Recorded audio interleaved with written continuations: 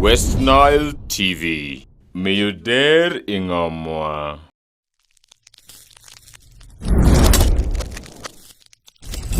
West Nile TV. Miyuder Ingomwa.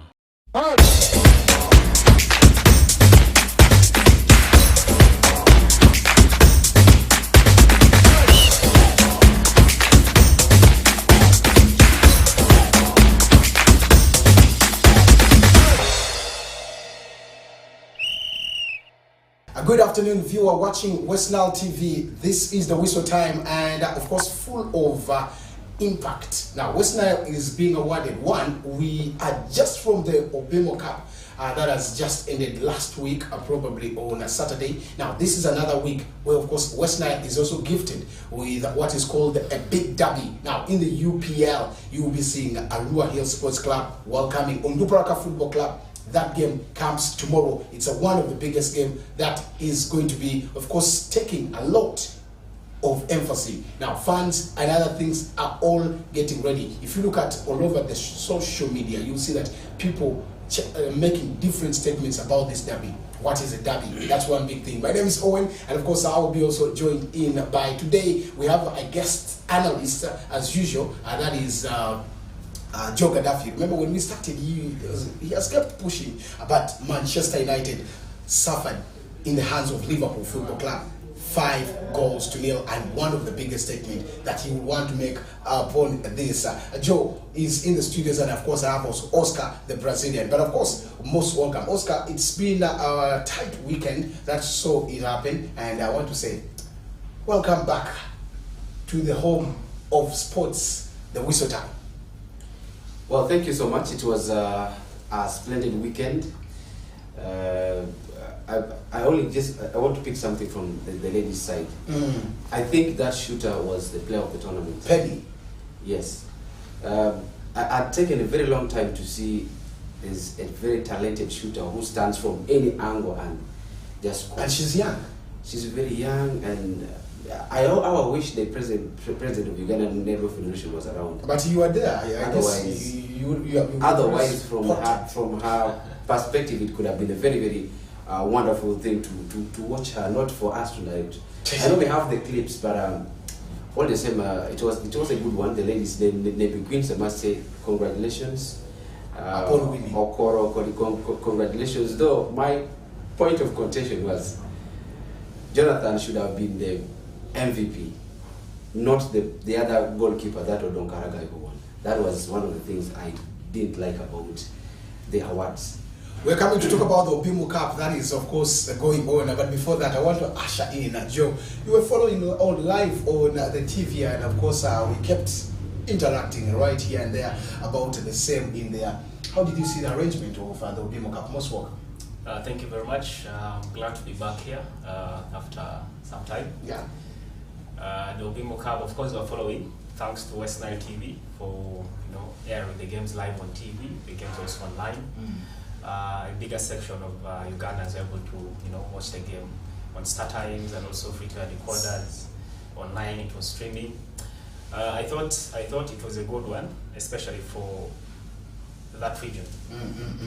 For the Lulu people, because I saw one OB there who also was an MVP in the university games, Munir. And I think he was the one who actually failed to score that penalty during the shootouts. Yeah. Yes, and he was captaining Jonam. His AKNM is the Guzman. Very good player. Very good player. He plays for Moves. Yeah. Plays for Moves. He also plays for the Sand Cranes. Yes, recently actually been there. Yes. I think it was a good one. The fact that we are now seeing football in West Nile at that magnitude, like it has never been before. We are really doing well, and West Nile TV has really come in timely to ensure that our players get the kind of visibility that they deserve. Oscar just talked about Penny having a very great game during the netball tournament, and Oscar sits at the media team. Uganda. Probably he will have to share something with the clips. Honorable. Yes, and you never know, this girl will be a star. at a national level at She some is. point.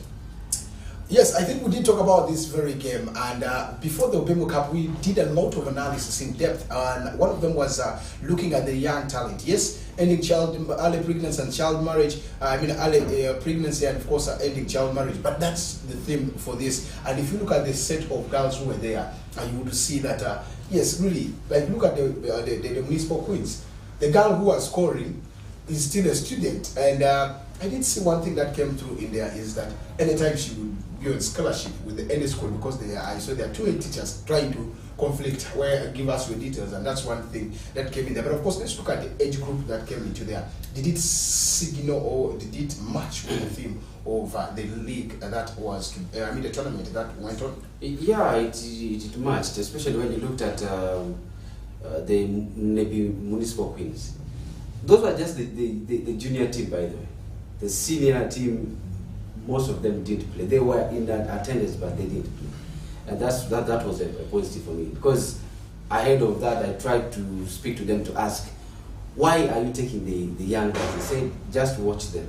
These girls are equally good. I talked to Agnes, and she was telling me it is not all about being short or young, but it's all about the brain and the accuracy. And you saw that happening with the Penny. She was the youngest, probably in the team. And again, I think she's their coach, together with that other young gentleman, Anena. I think that they've really tried their best in this to try to bring out the best out of the ladies. One thing, in my opinion, I think that is where the mayor of the municipality should actually pick up from. They should be trying to, in their budgeting, put some money to make sure that that team is developed. Give them a helping hand. Because after here, what next? Which other tournament are they going to play in? I think that's where the bottom line. He was attending the game. So on our next visit, we need to challenge him. What have they planned? In fact, what are they going to give these ladies who have won something in the name of the municipality? What are they going to give them? And besides, how much are they going to put in place to make sure that they don't only develop that? Volleyball is there. We have now seen the netball bit. What about the football aspect? Can the municipality have a club of its own? So those are things. One of the things that the municipality should now challenge themselves with. I'm happy the mayor was in attendance. What is going to come next for the ladies? No, of course, a very big one, Joe. But let's look at Penny herself. I guess you watched the first game, you followed the final. She could be in the ladies category. She's the top scorer. Yeah. I looked at all the games. Most of the municipality goals were scored by her. How do you see her future? Don't you think the municipality itself should take charge to promote this lady to the next level? Now, this is a general problem in our region. I think our sports people that represent us at the national level need to up their game. Now, we look at football, for instance. We've seen tournaments being organized. We had the West Nile Cup at some point. The West Nile Cup collapsed. We then had the Kids League. The Kids League also went. It was actually Muribe that revived West Nile Cup. The West Nile Cup. Yes, he was the sole sponsor. Yes, he was the one. Now, when he left office, it also died. And no one has ever followed up with a tournament after that. And I think that's why we have a problem. Netball, you've never heard of any netball competition in this region. Leave alone that, recently, the thought of the West Nile Popular 8, nothing has happened. It was just a big scam. Yeah, I told you. It's just a scam. The West Nile, what? Popular Aid. Popular Aid. Yes, Popular Aid was not well organized. Let me brief us here of how, if you want to organize a successful tournament, the criteria you have to follow. You have to look at the calendar of FUFA, and FUFA looks at the calendar of CAF. Now, those two bodies cannot conflict. It is the big tree sitting on the small one, like he said. Now, netball, we've not seen anything. Now we're seeing boxing coming up, but is it going to grow? It's only the Arua. Yes. It's only And the one team from Yume that comes always. I would be interested in looking at how our sports representatives sitting as a region and seeing how they can promote the games, the respective games. If it's football, the DFS sit and say, hey guys, how do we push this game? If it's netball, I see the Netball Federation officials within the region sit and say, how do we push this game in our region? But it's not happening. And I think young girls like Penny would find it very hard to break through because they're not helped. And people who can help them are only those in the federation, in the Netball Federation, because they know what she needs to be able to grow into a national team player or an international player.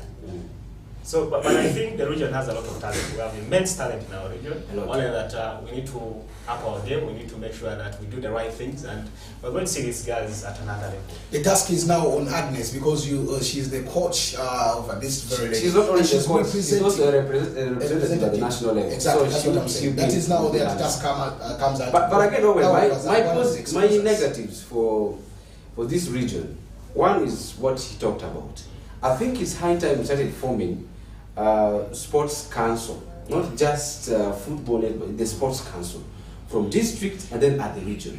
And then that's where we can be able to start lobbying for funding. It's only until we reach there, that's where we are not going to be seeing anything change. But if we have, now like we have National Council of Sports, it's only centralized.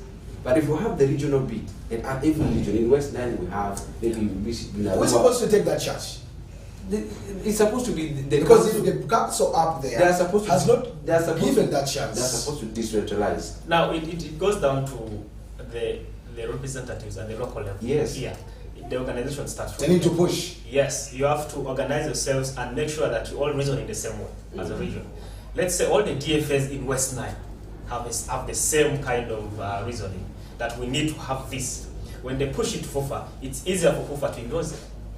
So it's on that background that I feel something that is supposed to be done. No, and media can take the lead to set the agenda. On the other side, I think the other negatives, the other thing that is yet taking us backward. We talk of how many umpires did you see at and that's where I was trying to come. They were not hardly. They reached 5. In fact, most of them are people who have clubs. Yes. Or who even have their clubs. Who have been involved in that before. So you try to look at this from beyond the 3 that we saw. So if the tournament was supposed to be bigger, it was supposed to be played for the 1 week. Don't you think those guys would the efficiency would actually will not be there? Because you can't have one person covering let's say 3 games. I mean, a day. It's supposed to be just one person, one game, so that there's that level of concentration. You give it your best. Let's leave that aside. Let's look at the referees. How many were they? Were they not almost circling the same referees? It reached a point that even the people there were not believing that this person can, like Komakechi Dennis, can now go and officiate the final. Because of that thinking that he did not officiate the game between Padiere and Okorowe. And in my assessment, Komakechi Dennis did very, very well. My reason is very clear. The intensity of the game was high. Players knew themselves way before.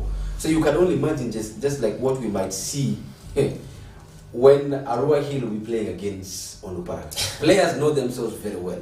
So as a referee, you're not going to be so much carried away by a player falling down and you just blow a player diving in the 18-yard box, you give a penalty.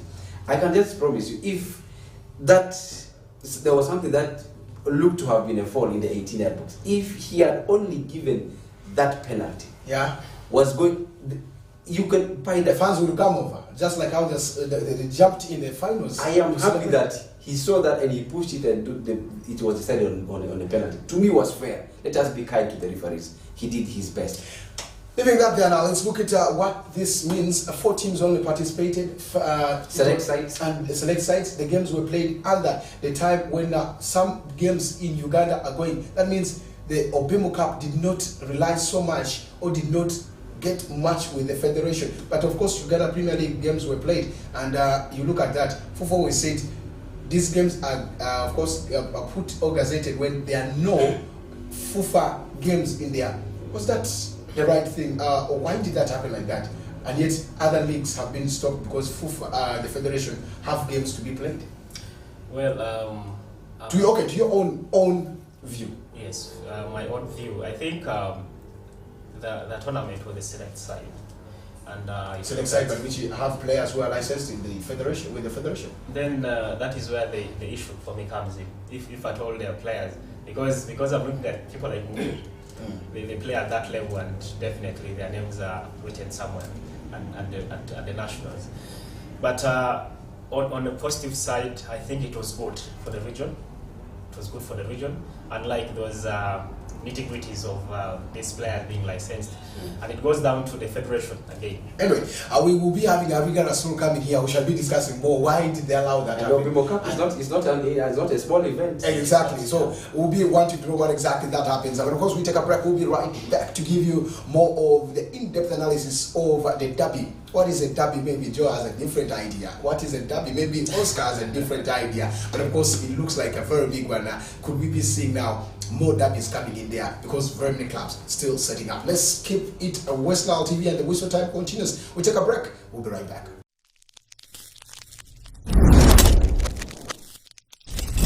West Nile TV, lighting up the region.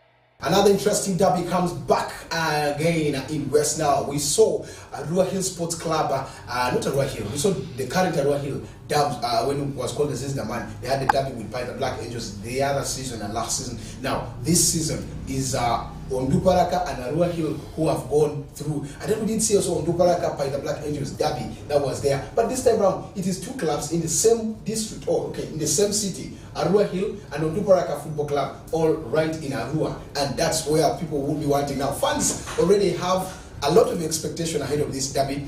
Two, if you look at the numbers, Federation has said needed 200, but something right now, which is not too much because this is done in West Nile.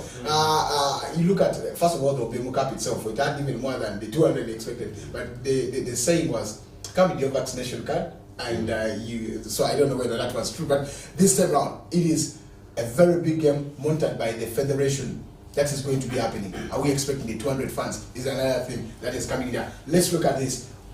Let me today start with Joe. What do you take this derby like in West Nile? Well, it's You've been a player. You've been at least in this. Your first. Does he think you can miss? So let's look at this. First of all, I will be there. In attendance. Yes, I'll be in attendance. Secondly, I think it's a different derby this time, as much as it's another West Nile derby. Because the previous derby we had was Paida Black Angels and Onduparaka Football Club. Yeah, two clubs in the same region but different locations. Yeah. And the intensity was very high because of the fact that the entire Arua district by that time had to rally behind Onduparaka Football Club. Then we had the whole of Zombo rallying behind. Nebi. Yes, and Nebi. Or the Arua community, yes, rallying behind Paida Black Angels. Now, even the ones who were here. Yes. But this time we're having two clubs in the same city, and I'm yet to really analyze how intense it will be, and how much passion the fans will show for these two teams, because we've seen many fans or many people saying that we are one. We are one. So the best team, let the best team win. But derbies are derbies. Derbies are always derbies. There are those moments where the fans cannot just ride with each other, and I think some people took a stand and said, you know what, as much as it's a derby, I'm taking a side, and I've been very bold on that. They don't know, was saying, you know what, yes, I have very many friends at Arua Hill, but I'm going to be supporting Onduparaka Football Club. And I thought that's what Wallace saying for him, he has been okay before Arua Hill came. He has been on Onduparaka, but currently, it's going for the Dennis Adimas are saying, you know what, we are Congolo and all that. But I think we needed that for the derby. Because the derby, for it to be like, when the same city and all that, will not work. We have the North London derby, it's a derby. The Manchester derby. We have the Manchester derby, it's a derby. If it means strangling each other, it happens, it's a derby. And that's what really defines the derby. So I'm looking forward to really an intense game on and off the pitch, but hoping that the fans will really try as much as possible to keep the cup. Let's look at this tactically, because I'm getting to the coach who in future would be a coach. currently doing it yet in here. The two coaches currently, the man by the names of George Lutalo is not with the team. Dudu Bosco takes charge. Dudu has been in the Arua Hill team as a technical director. At Onduparaka, he is the technical director, but he comes in to stand on the touchline as the head coach. But now Because he's qualified. because he's qualified. So let's look at these two tacticians, Mbabazi and Dudu, going head to head in this game.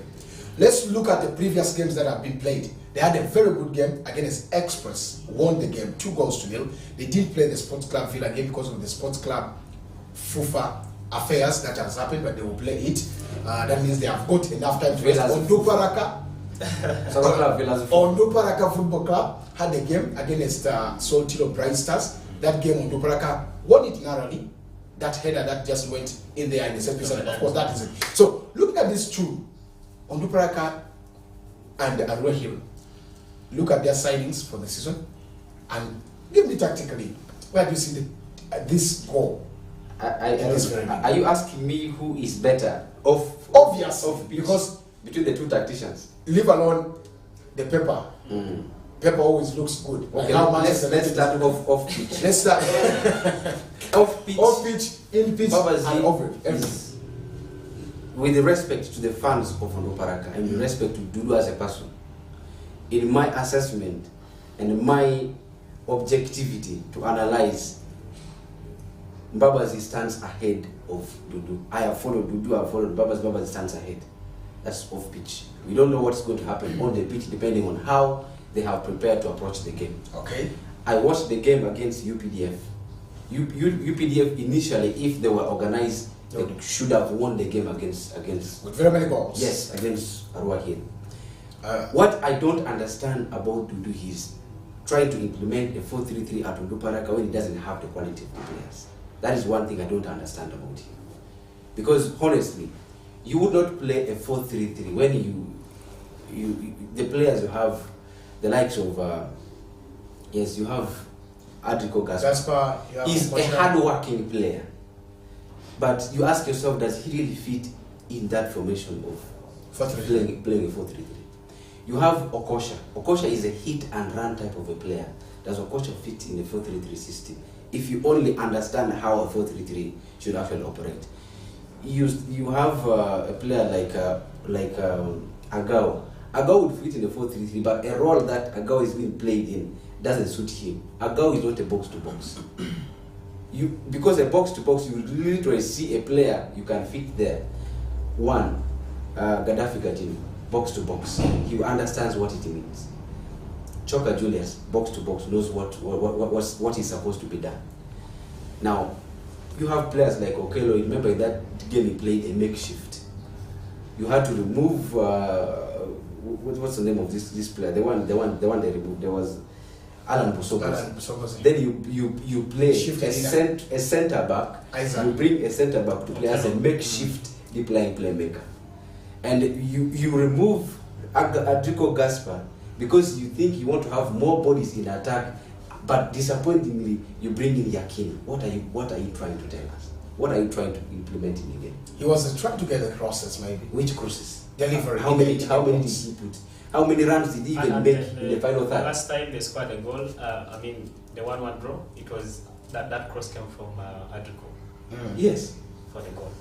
So completely to me, I thought even when the player was removed, he didn't like it. But honestly, I thought they should have actually let Adrico Gaspar stay in that very game. Bringing on Yakin literally will make you play like you are playing a back three. Like He likes sitting deep. how Mbalango used to use. Yes, he would like sitting deep with the centre backs, and yet he's supposed to move out wide, move out in to actually occupy the width of the pitch.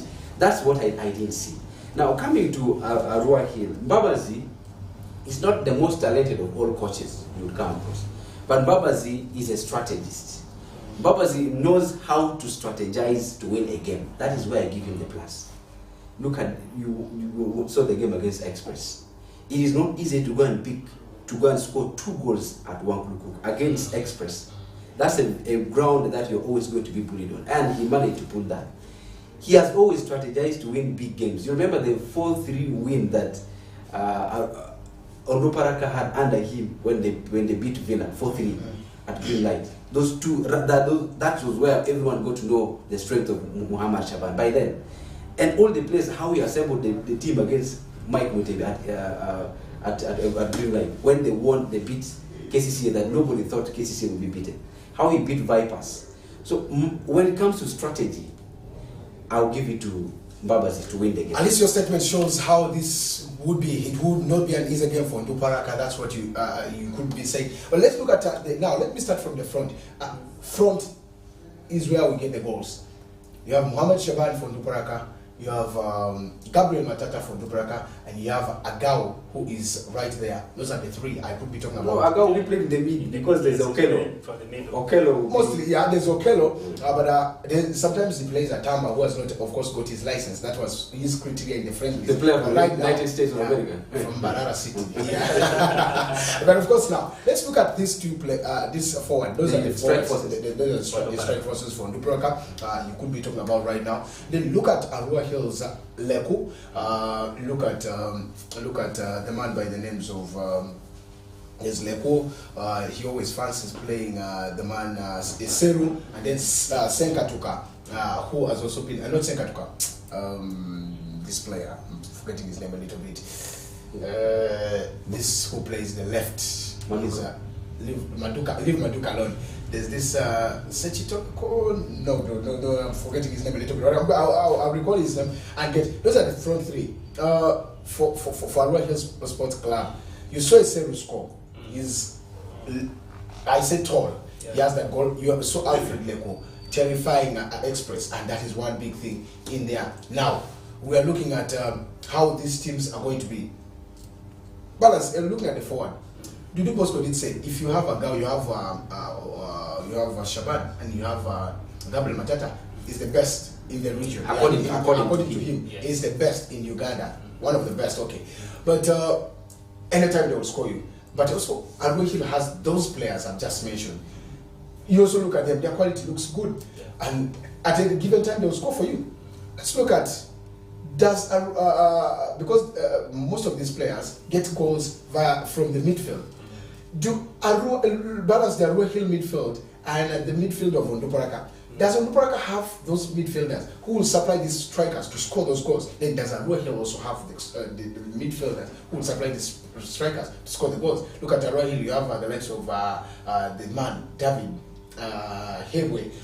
Habwe is in the team. You have the likes of Gaddafi in the team, Siago, all those players. Let's leave that there. This side of Onduparaka, you're looking at Gibsons who are in the team.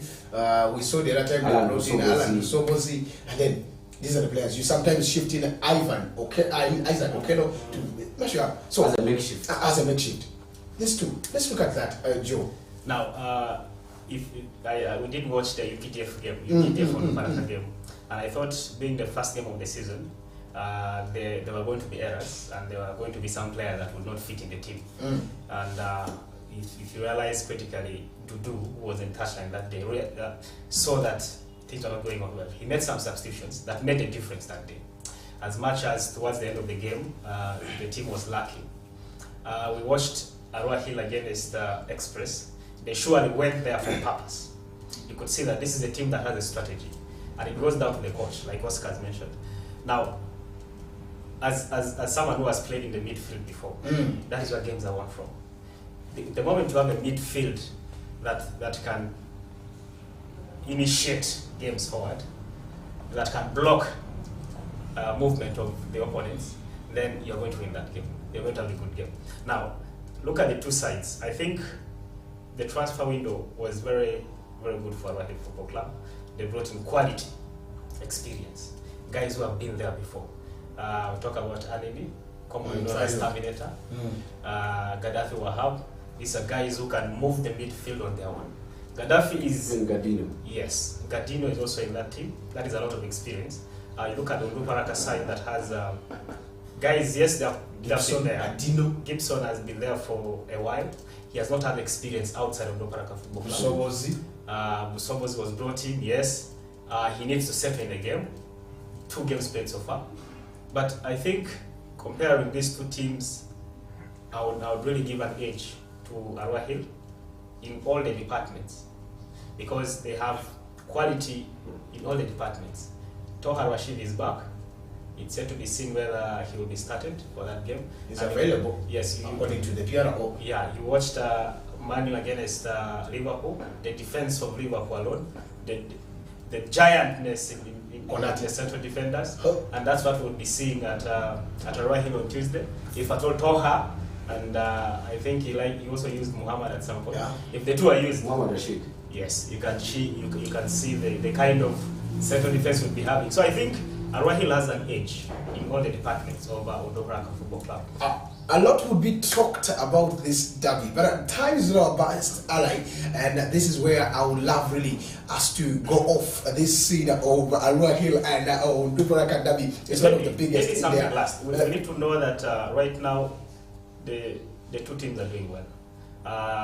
It's only, as much as Onduparaka drew one of the games, it's only KCC and Viper that have collected maximum points. From the two games, Onduparaka is sitting third with 4 points. Arua Hill has only played one game, picking up the maximum points at Express. So this would be a make or break for either of the teams that loses. Fans' reaction, fans' expectation is one thing we talk about, but of course, But is one thing. Fans me. they have had different meetings. Our Yes. have attended a few of them indirectly, but of course got informations. How are you going to see the fans' reaction as we wind this up and get Well, to the about the fans, I want to get to that in a bit. I want to focus on something about these two coaches. One question is, can Dudu Bosco keep his players in shape? He has identified he's playing 4-3-3. But time and again, even at the game against UPDF, the players were caught out of position. They go completely out of shape. Likewise, They don't I know watched the clips of how to Soutino get Bright it back. Stars. It was just a lack. Yes. Trust me. Then when you get to Arua Hill, they have the quality, they have the advantage. Yeah. But what strategy is Babasi going to go into this game? What strategy is he going to go with? Knowing that there's a bit of history. Even him crossing over from Onduparaka, Arua Hill, the players, is going to be tense. We may even be seeing cards, because now Muhammad Shaban, I don't know how he's going to control his temper, because he's a player who can easily be frustrated. So I don't know whether we are not going to see the Paul Pogba kind of thing, but all the same for the fans, it's always going to be a very, it's not a nervous moment, but it's a special moment that you will see that excitement. For now, I mean, those days when I newly started around 2016-17, by the time a game is going to be at Onduparaka, you see the whole town is busy. Yeah. Now, that when you get to the pitch system translated, that the players are motivated. Now, the two players are motivated. It's just a distance away.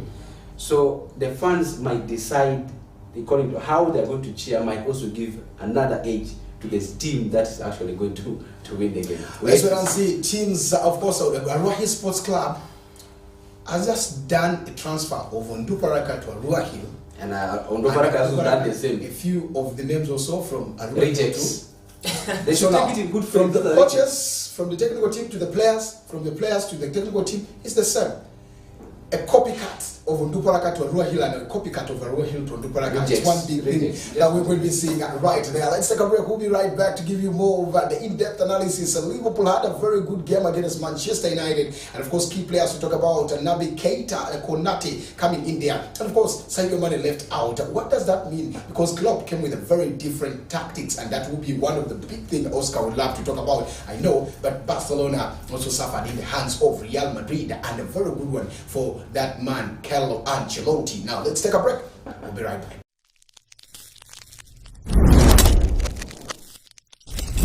West Nile TV, lighting up the region.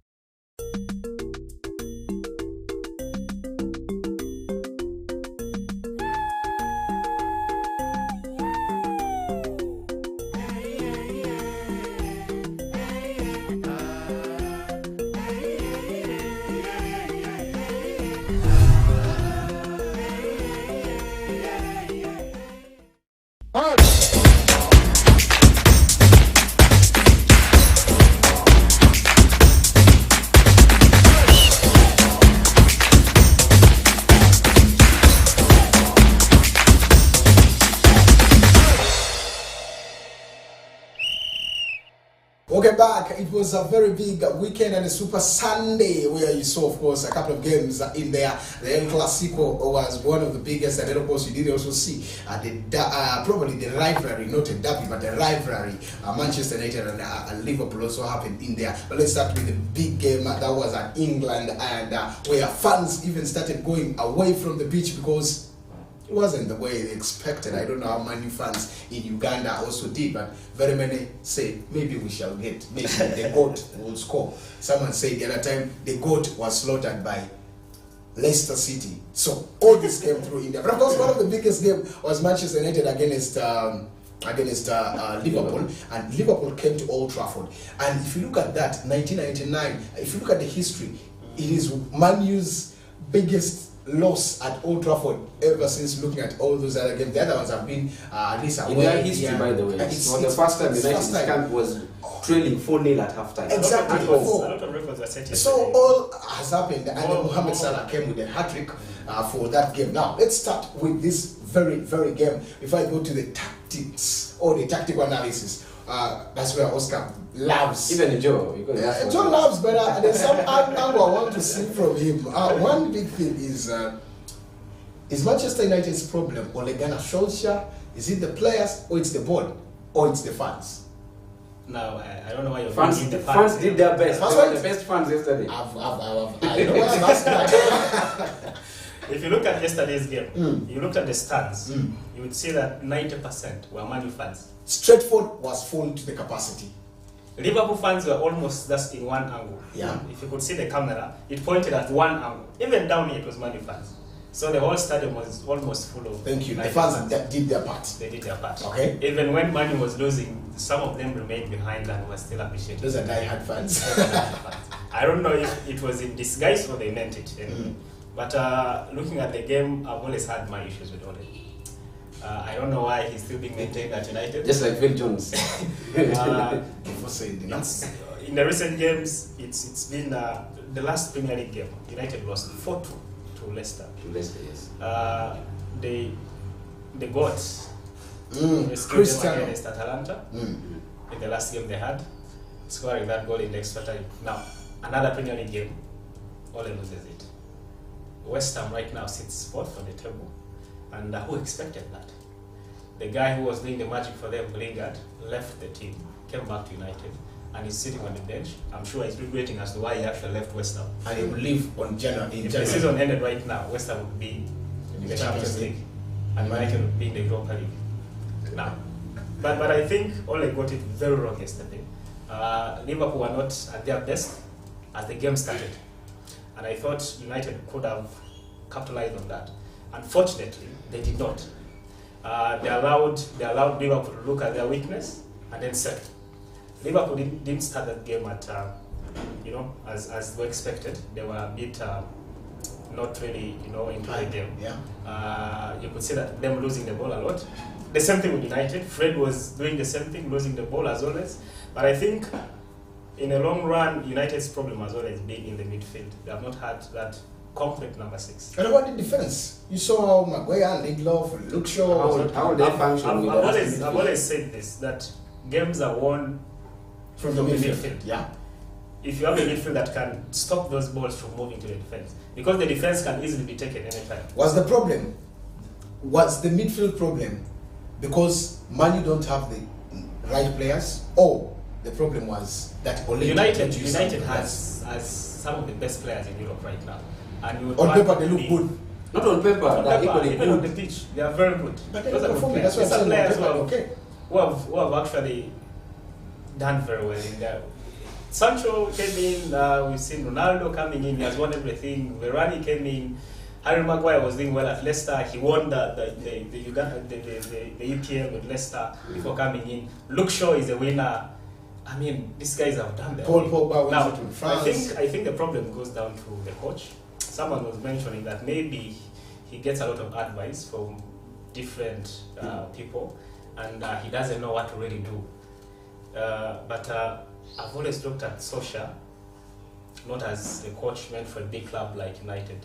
You can't joke with a club like United like that. By signing, the magic happened at Real Madrid when they brought in Zidane and he won things. And then probably United thought, even other teams, including Chelsea, started Yes. following. And many other clubs. Arsenal's brought Arteta. Yeah. and we saw what happened at Chelsea. Lampard was doing his things and he couldn't. They brought in Tuchel. Now he has changed the entire team. So you need experience in the big club. Now, to me, Ole shouldn't have survived for this long. The axe. He should have been asked a long time ago. If you watched that game against Liverpool, you could see that the team lacked motivation. First of all, the players, I think, over time have been motivating themselves. Ole has been using the narrative that you see, you're playing for a big club, so you have to perform. But not really as a coach. You could see that there are times when you expected him to call his players, guys, come and let's talk. He wasn't doing that until the 90 minutes elapsed. He never talked to his players. Probably did that at half time, but we also heard that it was Ronaldo who was speaking to the players instead of Ole. So he doesn't, in other words, own the dressing room. He doesn't own the squad, and I think that is why his problem has always been. To me, United is at its lowest peak ever since Fergie left. They have never lost by that magnitude. Salah made history there, becoming the first player to score a hat-trick at Old Trafford. So you can see records being set at United at this time, but I would really fancy them going for another coach before it's too late. Let's wait and see. The Champions League is one of the biggest games coming up next for them against Atlanta, although they got that win here. And they will be having Tottenham Hotspurs before getting to Atlanta. Oscar, tactically, let's look at these two teams there. Ole, Joe is saying no, he did not do the best. The midfield was porous. Looking at the Manchester United itself now, they didn't change any of the players from the previous game, the one against Atlanta. I don't see anybody who has changed. All those players remain. They retained even Rashford in the team, just like how it started against Atlanta. But for Liverpool, they had some changes. Look at Milner, came into the team. Someone would not want to expect Milner there. They brought in Henderson in that team. Henderson was also very good into the team. What tactics did Jurgen Klopp come up with to have these players? He saw Konate brought in, and the two tall defenders gave no chance to Cristiano Ronaldo, where even he had to shift himself to that wing where you didn't want to always now play. He did score an offside goal. Let's get to that. Tactically, Jurgen Klopp understood the weakness of Manchester United very well. Because when you look at the game, you're playing against Liverpool, one of the, in fact, at one point, the biggest club you think about when you talk of Europe. And Liverpool had not won for a very long time at Old Trafford. Yeah. Now, you go into a tactic where you want to put Scott McTominay and Fred. These are holding midfielders, for goodness sake. Now, as a coach, you'll be tempted to think that I am going in this because in the lower block, I want to be solid. But now, how do you stay solid when at one point you need that transition in between formations? You're playing a 4-2-3-1. Yes, it's a very good formation. Out of possession, you switch to a 4-5-1. You stay compact. And your staying compact is dependent upon the wide players, the wingers dropping deep. Mason Greenwood and Marcus Rashford, they need to drop deep to cover so that you can achieve that compactness in the lower block. That is what we didn't see. Now, the issue with the United players, they approached the game with panic. One, they lost against Leicester. Two, they narrowly won against Atlanta. There is that panic. What is going to happen next? And this game is against Liverpool. We are playing against the defending champions. So they came approaching the game with panic. Now, as a coach, I expected Ole Gunnar Solskjaer to go for experience in the midfield, in the two blocks. Matic. I go with Nemanja Matic, I go with Paul Pogba in that. Because these are players who have faced such situations before. They will know how to handle the pressure. And then on the other side, Matic has been, it's not his first time playing against Liverpool. In fact, the Liverpool midfield of yesterday could not even trouble Manchester United so much. So you need Nemanja Matic. His calmness in the midfield, he will see to protect the back four. In fact, there will now, be you will need Paul Pogba to do for you the box-to-box role. That's one thing. Now, when you bring in two holding midfielders because you think you have need that compactness in the lower block, that means the mind of Ole Gunnar Solskjaer was, I need to go into this game, I don't need to lose. It's just to defend. That's where he lost it for me in the first place. Now for Liverpool, they went into the game knowing that United is prone and they can actually lose. So when the first goal was scored, within just the first quarter, the first 15 minutes, you already have 3 goals scored. So United completely went out of shape. They completely went out of shape. Even without the ball, you could see a team that is good. Manchester City, when they don't have the ball, you could equally look at the team as being good. They are good with or without the ball because they know their positioning. You drop deep, you stay compact, you wait to win the ball, then you spread out wide, then you counter in possession. United's issue has been that Manchester United has for long thrived on counter-attacks. They only want to play in counter. Now, that is what Ole tried to change yesterday.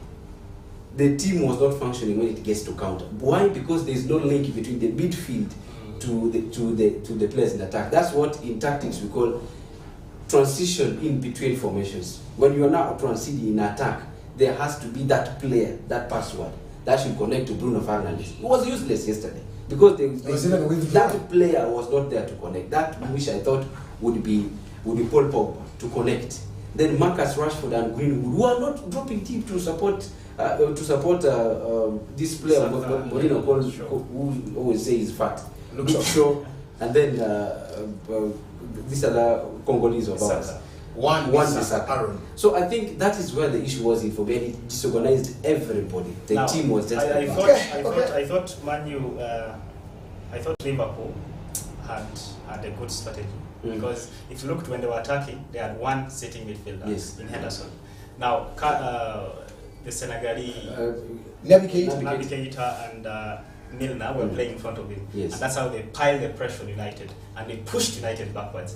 Now, when they were defending, they would come in sort of a 4-4-2. The defense is intact, the midfield is compact, and you can't really penetrate. And that's why United had a problem. You could see that they could not even break forward. The moves were always curtailed before they reached the 18-yard box of Liverpool. And to me, that is where Klopp got it right. Henderson, I would say, midfield, I would say, was, to me, he must have given over 1,000 passes. But he has adopted very well in Jurgen Klopp's style. Exactly. If it was not Klopp at Liverpool, Milner should have left. He would be playing for Stoke City. Let's wind up this session, guys. Our time is running low. Our time is running low. Wind this up because it's one of the biggest things that you should be expecting. This all team here would give you the whole day analysis of the games that have come in there. Talk about the El Clasico, where we have not talked about, but of course it was a very big one. Maybe in just as we are going to be summarizing this up, I would want out to say. I'll just summarize. Let them sack Ronald Koeman. That's all.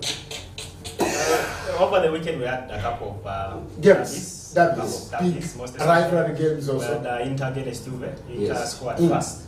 It was Dzeko who did score for Inter, but Juventus were lucky to get a penalty at the dying moments of the game, and Dybala converted, so it ended 1-1. West Ham against Spurs was another derby. That's another one. West Ham had a great game, and David Moyes' partnership of Souček and Declan Rice. Okay, very big games are coming in front. Very big games for United fans. I don't know what you're going to do, but Ole is still next there. Tottenham Hotspur. After Tottenham, you have Atlanta. After Atlanta, you have Manchester City. If they come against Manchester City and have not sacked Ole, then we should be sure that we're going to add more goals. Thank you so much for watching. It has been a nice one, an interactive one with Joe Gaddafi, Oscar the Brazilian, and my name is Owen Football Ezaga, and that is where we're taking this to the next level. Up next is one of the interesting programs that will be coming. Don't really move away from your set because we are West Nile TV and we are lighting up the region.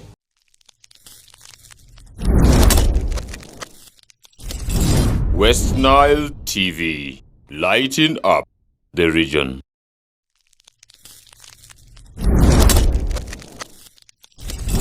West Nile TV,